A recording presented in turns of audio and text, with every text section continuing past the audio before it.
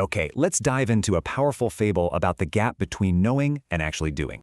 Our story starts deep in a quiet library with a very studious mouse named Finn.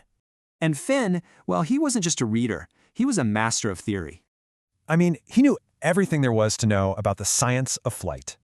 But for all his knowledge, Finn himself never, ever left the library floor. Then one day, something happened that kind of challenged his whole worldview. It all started with a gust of wind and an impulsive young mouse named Pip. Now Pip had no theories, no books. All he had was instinct and pure courage. And as Finn just watched Pip soar, a powerful realization started to click. The contrast was undeniable. Finn knew about the sky, but Pip actually owned it. Suddenly, his collection of facts felt less like wisdom and a lot more like a cage. It forced him to ask, what is all this knowledge without any real action?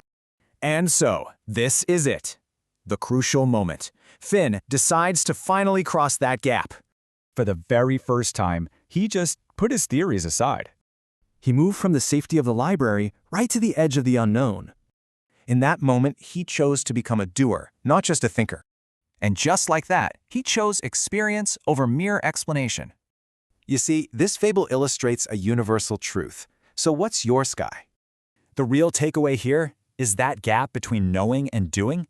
That's where life happens. Finn's library is any comfort zone holding us back. And the sky, that's our potential. So the story leaves us with a question for ourselves. When are you going to take your leap?